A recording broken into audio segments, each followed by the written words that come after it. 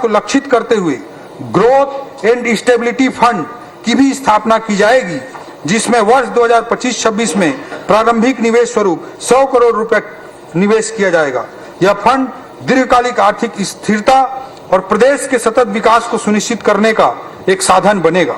अध्यक्ष महोदय, राजस्व एवं राजकोषीय घाटा रेवेन्यू एंड फिस्कल डेफिसिट की दृष्टि से मैं बताना चाहूंगा कि राज्य की कुल राजस्व प्राप्तियां 1,41,000 करोड़ एवं कुल राजस्व व्यय 1,38,196 करोड़ अनुमानित है। अतः वर्ष 2025-26 में कुल 2,804 करोड़ का राजस्व आधिक्य अनुमानित है। वर्ष 2025-26 में राज्य का सकल वित्तीय घाटा 22,900 करोड़ रुपए अनुमानित है, जिसमें केंद्र से पूंजीगत व्यय हेतु विशेष सहायता ऋण SCA 4,000 करोड़ रुपए को हमने शामिल किया है। इसे कम करने पर राज्य का शुद्ध वित्तीय घाटा 18,900 करोड़ रुपया होगा, जो राज्य के GDP सकल घरेलू उत्पाद का 2.97% है। यह RBI के FRBM सीमा जो RBI ने निर्धारित की है कि GSDP के 3% के नीचे होना चाहिए, उसके नीचे GDP के 3% के भीतर है। यह हमारे कुशल वित्तीय प्रबंधन का परिचायक है और साथ ही मैं सदन को यह स्पष्ट करना चाहूंगा कि हम FRBM और वित्त आयोग द्वारा निर्धारित सीमाओं का अक्षरशः पालन करेंगे।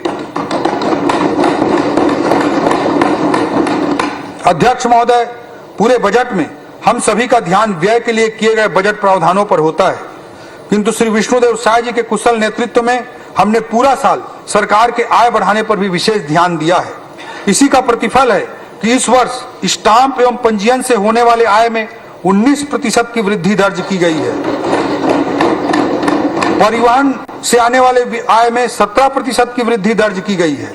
आबकारी के आय में 21% और GST से आने वाले आय में 15% से अधिक की वृद्धि हुई है।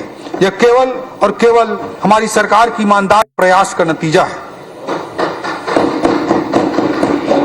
अध्यक्ष महोदय, कर प्रस्तावों के अंतर्गत कुछ मैं महत्वपूर्ण बिंदुओं का उल्लेख करना चाहूंगा। अध्यक्ष महोदय, केंद्र में भी माननीय प्रधानमंत्री नरेंद्र मोदी जी की सरकार ने सभी वर्गों को राहत देते हुए आयकर में छूट की सीमा को अभूतपूर्व रूप से बढ़ाकर 12 लाख कर दिया। इससे निश्चित तौर पर जनमानस के व्यय योग्य आय एवं बचत में वृद्धि होगी। इससे वस्तुओं और सेवाओं के उपभोग में अर्थव्यवस्था में उछाल आएगा। वर्तमान में राज्य के अंदर 50,000 रुपए से अधिक कर योग्य वस्तु के परिवहन के लिए GST अंतर्गत ई-वे बिल जनरेट करने का प्रावधान है। छोटे व्यवसायियों को राहत देने और ईज ऑफ डूइंग बिजनेस की दृष्टि से ई-वे बिल जनरेट करने की मूल्य सीमा कुछ आपवादिक वस्तुओं को छोड़कर 50,000 रुपए से बढ़ाकर 1 लाख रुपए की जाएगी। राज्य में बड़ी संख्या में छोटे व्यवसायियों पर कई वर्षों से पुराना वैट बकाया है।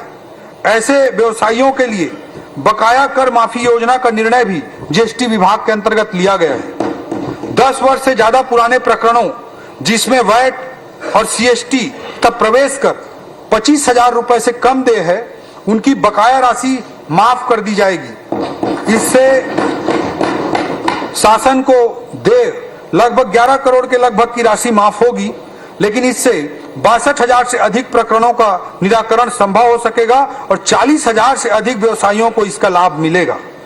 राशि की माफी से अधिक महत्वपूर्ण प्रक्रियाओं से मुक्ति है। वकील लेके ऑफिस में खड़ा नहीं होना पड़ेगा।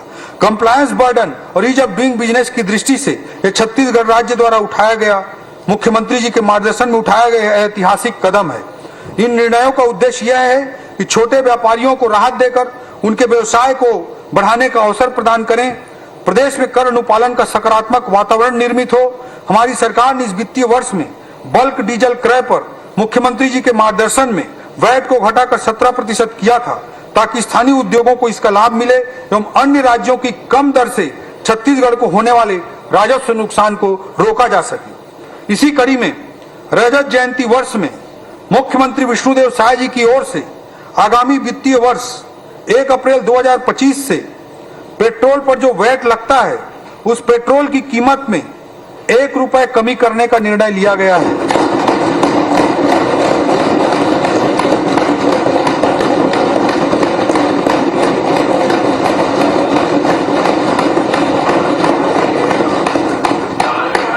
अध्यक्ष महोदय, यह